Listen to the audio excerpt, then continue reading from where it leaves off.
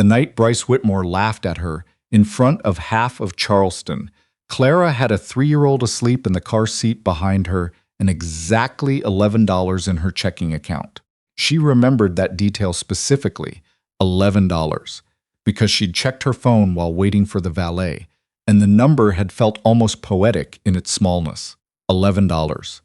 A parking garage ticket cost more than that. She'd tucked her phone away, smoothed the front of her dress, the black wrap one she'd bought on clearance 2 winters ago, and reworn to every event that required anything close to formal, and walked into the Harrington Hotel like she belonged there. She almost made it through the lobby. Clara? She heard his voice before she saw him. That was always how it was with Bryce. The sound of him registered first, some leftover wiring in her nervous system that she hadn't fully dismantled yet. She turned, and there he was, standing near the bar with a group of men in suits, a glass of something amber in his hand, looking exactly the way men like him always looked. Rested, expensive, unbothered by time. He looked at her. Then he looked at the modest clutch in her hand, the dress he'd seen before, the shadows under her eyes that no concealer could fully address when a child had been up 3 times in the night with a cough. He smiled. Not a kind smile. The kind of smile that was really just a measurement. Still catering these things? He said.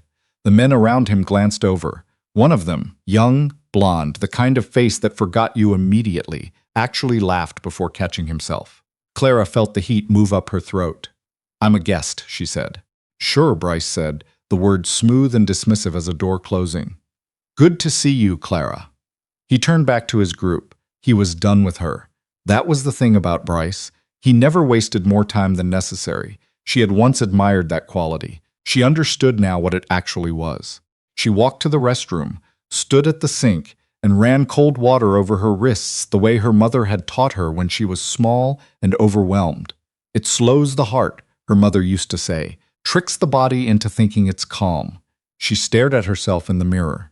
31 years old, owner of a coffee shop that was, depending on the week, either barely breaking even or hemorrhaging money. Mother of a little girl named Poppy, who had her father's eyes and, thank God, none of his instincts. Her hair needed a trim. The dress was fine. She was fine. She straightened up, dried her hands, and went back out there. What Bryce Whitmore did not know, what almost no one in Charleston knew, was that 3 weeks earlier, in a civil ceremony at the Beaufort County Courthouse with 2 witnesses and no reception, Clara had married a man named Garrett Hale. She hadn't told anyone yet. Not her mother, not her best friend Nadia, not the 2 employees at the coffee shop who had taken to treating her personal life like a continuing drama they had a stake in. The marriage was real. The license was folded in the top drawer of her nightstand, but it still felt like something she was holding in cupped hands, something that might change if exposed to air too quickly. Garrett himself had suggested the quiet. "We'll tell people when it feels right," he'd said, standing outside the courthouse in the November light. "There's no rush. This is ours right now," she'd agreed. At the time, it had felt romantic. Standing there in the parking lot with her hand in his and Poppy balanced on his hip, eating a granola bar, and entirely unbothered by the fact that they had just fundamentally rearranged the legal architecture of her life. It had felt like the most private, most protected kind of happiness. What she hadn't fully considered was what it would feel like to stand in a hotel lobby and have Bryce Whitmore look at her like she was still the woman he'd left.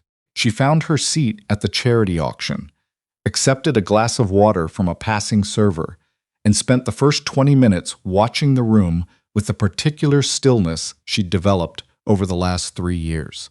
It was a skill she'd built out of necessity, the ability to sit in a room full of noise and simply observe. Poppy had taught her that. Babies required you to read environments, to clock exits and hazards and the direction of chaos before it arrived. Clara had gotten very good at it. Bryce was 3 tables over, laughing at something, perfectly at ease. She thought about the $11.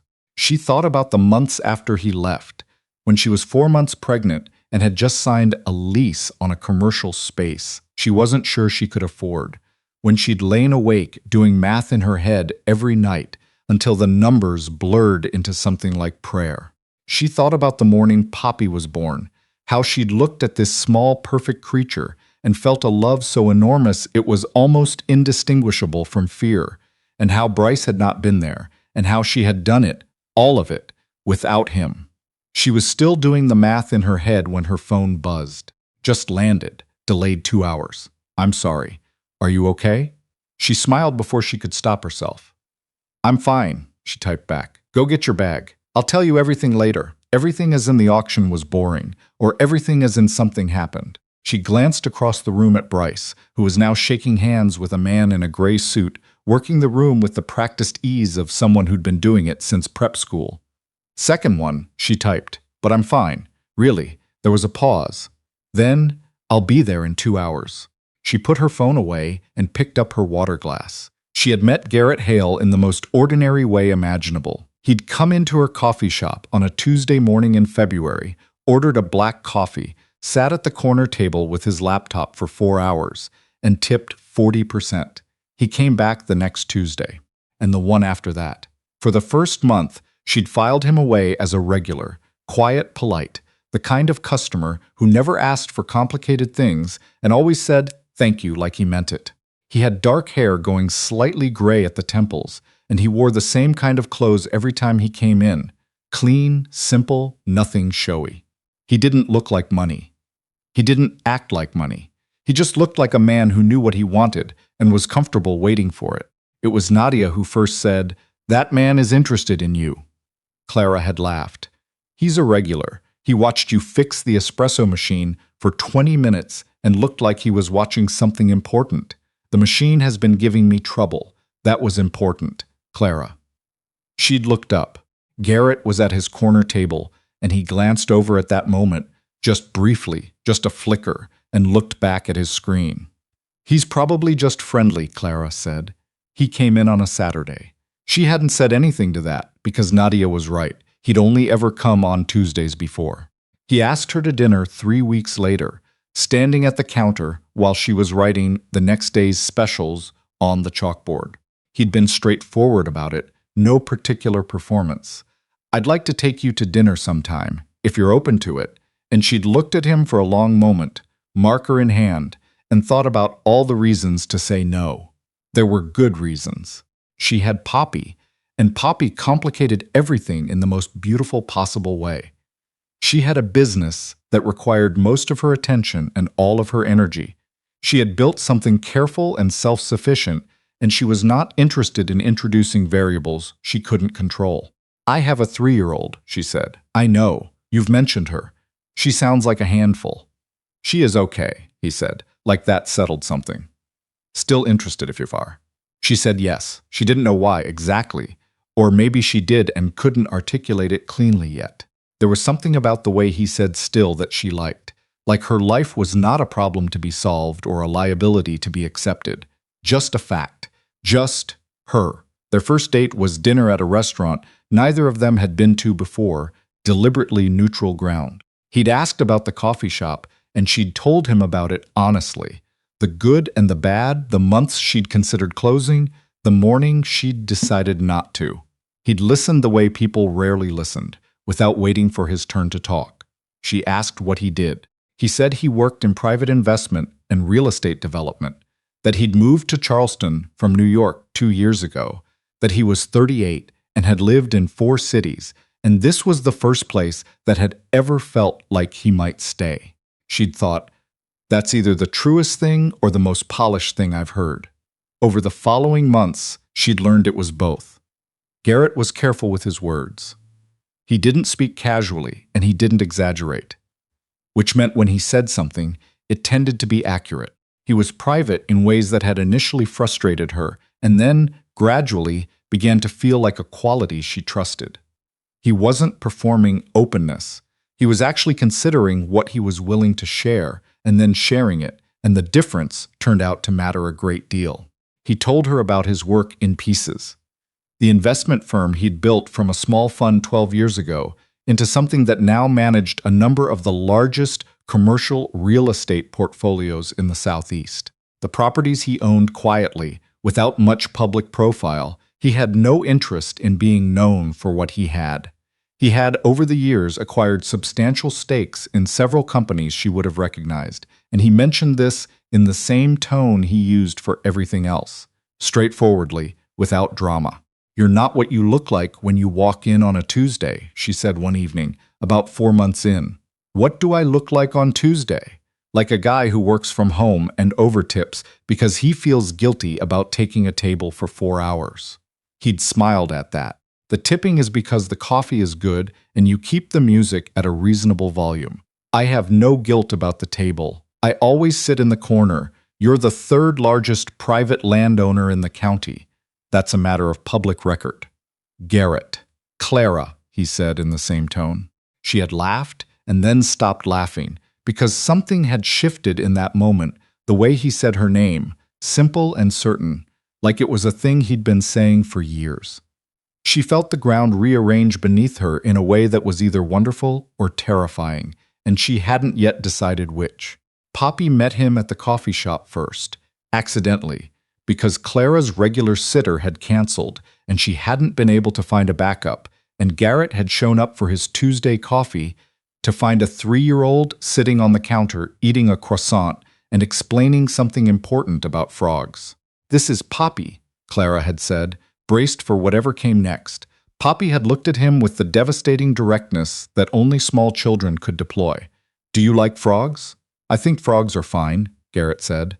"I don't know much about them." "I know a lot," Poppy said. "I believe you."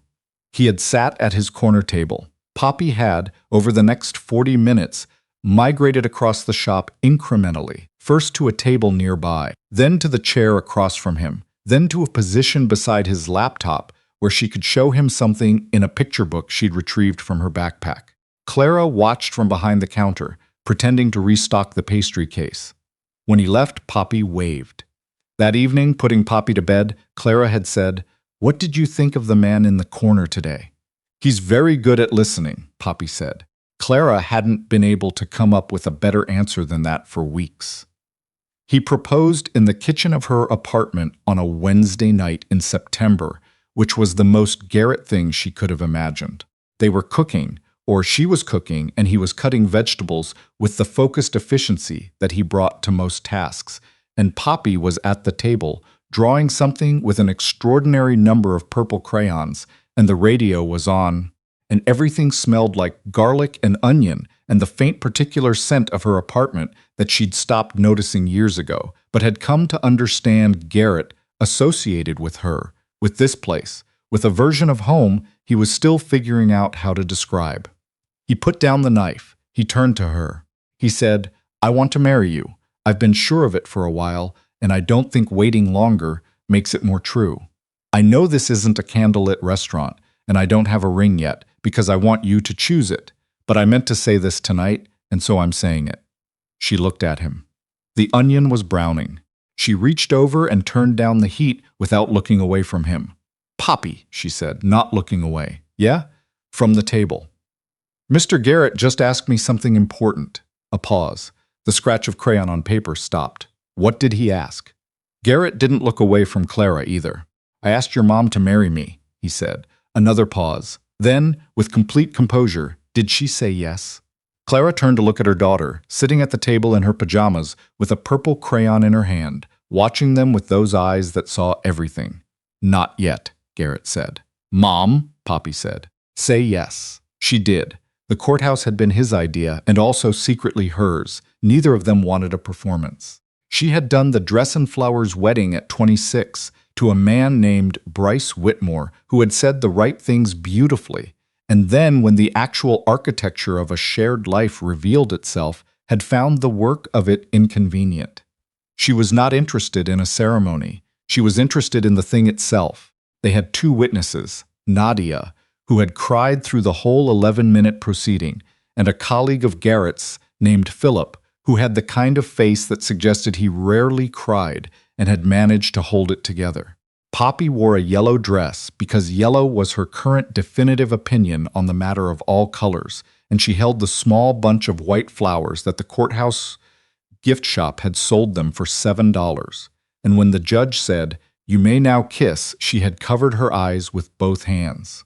Afterward in the parking lot, Garrett had said, We'll tell people when it feels right. She had agreed.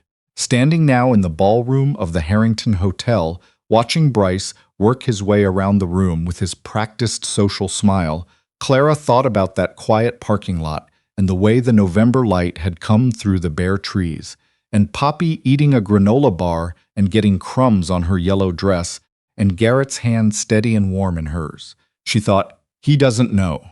Not just Bryce. Everyone in this room who had ever looked at her and performed the calculation, single mother, small business, that woman who couldn't hold on to Bryce Whitmore, none of them knew. And there was something extraordinary about that. She was sitting in this room unchanged on the outside, still the same woman in the same clearance rack dress, and everything was different, and they couldn't see it, and she found she didn't need them to. Garrett arrived at 9:43. She knew because she felt the shift in the room before she saw him, or maybe she imagined that. Maybe it was just the draft from the open doors, but she turned, and there he was in the entrance of the ballroom, still in his travel clothes, looking slightly rumpled from the delayed flight, scanning the room with the particular focus he brought to everything. He found her in about 4 seconds. He crossed the room. He didn't hurry, but he didn't waste movement either. He sat down in the empty chair beside her, set his hand briefly at the small of her back. Not a statement, just an arrival, and said quietly, "Hi, hi," she said. "You didn't have to come. I know." He looked at her in the way he had of looking at her, like he was reading something she hadn't said, and then he reached for the water glass in front of him and settled back in his chair. "Tell me," he said, she told him. Bryce at the bar, the smile, still catering these things. The men around him, the $11 in her checking account, which she included because it was part of the texture of that moment, and she needed him to understand the texture of it. Garrett listened. He didn't react visibly. He was looking at the room while she talked, and she could tell, from 2 years of learning to read the register of his silences, that he was filing things away rather than preparing a response.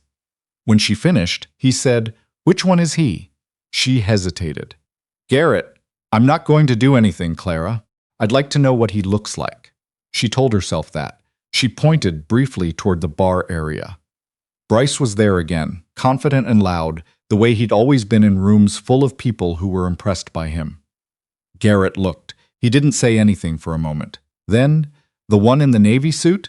Gold watch? Yes. Okay, Garrett, I'm not going to do anything," he said again, and he sounded so entirely calm that she believed him, and also she felt something cold move through her at how calm he sounded. "I mean it. I'm just looking." She watched his face. There was no anger there, no heat. Just a kind of careful, composed attention that was somehow more unsettling. "He owns a hospitality company," Garrett said. She looked at him. "How do you know that?" "I know most things about most companies in this market." He paused. "His firm is currently in negotiations with a development group I have a stake in. Small negotiations. Manageable." The word manageable hung in the air. She said, "What does that mean?" He turned to look at her then, fully, and his expression was the one she trusted most. Direct, honest, with no performance layered over it. "It means nothing specific," he said. "It means I know who he is and he doesn't know who I am, and tonight that's just interesting. If you want it to stay that way, it will. And if I don't?" He was quiet for a moment. "Then it will be something else. But that's your call, not mine." She thought about Bryce's smile, the measurement in it, the 30 seconds he'd allocated to her before turning away. She thought about the $11. She thought about Poppy asleep at Nadia's apartment right now, wearing whatever pajamas she'd selected with complete authority, probably having convinced Nadia's teenage daughter to read her exactly one more book than was reasonable. "I don't want to be the kind of person who does things to prove something," she said. "I know you don't. I spent 3 years building something real and I don't want to spend energy on." She stopped. "On him," Garrett said. "On him." He nodded. He was quiet for a moment. Then he reached over and took her hand under the table, his thumb moving once across her knuckles, steady, unhurried. "Then we won't," he said. "We'll sit here and we'll watch them auction off a boat that everyone in this room can already afford, and we'll go home." She laughed quietly into her water glass. "There are 3 things on the auction list more ridiculous than the boat," she said. "Tell me." So she did. And they sat there in the middle of that glittering room, her hand in his, and she felt herself settle the way she could only settle around people who required nothing additional from her. What happened next was not something she planned. She would be clear about that later, to Nadia and then eventually to herself. She had been entirely prepared to leave without incident. But Bryce found her first. She was at the bar getting a sparkling water. Garrett had stepped away for a moment to take a call when Bryce materialized at her elbow with the unearned confidence of a man who expected to be welcomed anywhere. Clara. He said her name differently now, with more consideration than before. I wanted to apologize. Earlier, that was rude of me. She looked at him. Yes, it was. I was showing off. It was stupid. He tilted his head in that particular way that had once seemed like candor and now seemed like a technique. Are you here alone? And this was the thing about the timing. Garrett chose that exact moment to return, phone back in his pocket, moving toward her with the unhurried ease he moved through every room. He came to stand beside her, his hand settling at her back again, natural as breathing, and he looked at Bryce with the pleasant, neutral expression of a man who had not yet been introduced. She watched Bryce look at Garrett. She watched Bryce's face do something complicated. Men like Bryce were good readers of certain things, money especially, status coded in details, the watch, the quality of the clothes. The way a man stood, she could see Bryce recalibrating in real time, revising the story he thought he was walking into. Bryce Whitmore, Bryce said, extending his hand. The charm went up.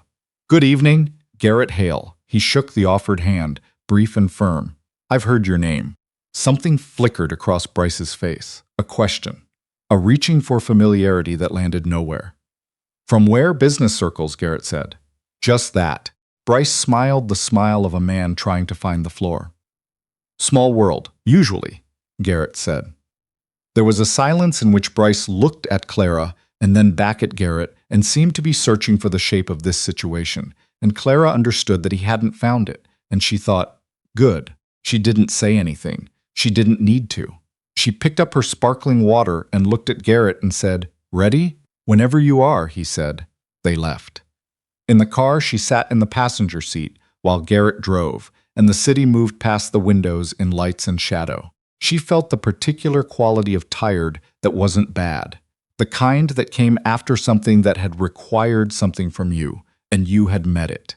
He said your name like he was already rewriting the conversation he'd had with you at the bar, Garrett said. Yes, men like that are only sorry when there's a reason to be. I know. You knew that already. A long time ago, she said. The city passed. She looked at the window. Thank you, she said. For not. You had it handled, he said. I just stood there. That's not nothing. He glanced over at her. In the passing streetlights, his expression was quiet and certain, the way he always was. No, he said. It's not nothing. She reached over and put her hand on his where it rested on the center console. His fingers turned and closed around hers. The radio was playing something low. The city was loud and lit and full of people who didn't know her name. She thought about Poppy's yellow dress.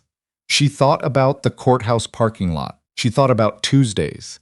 She didn't think about Bryce Whitmore again that night, or the next morning when she unlocked the coffee shop at 6:45 and started the espresso machine and turned on the radio and wrote the specials on the chalkboard and waited for the day to begin. Or the Tuesday after that when Garrett came in at 9:15, sat at his corner table, ordered a black coffee, and stayed until noon. And when she brought him his second cup, she paused for just a moment, and he looked up, and they didn't need to say anything at all, because some things had found their right shape, and there was nothing left to prove to anyone, least of all to themselves.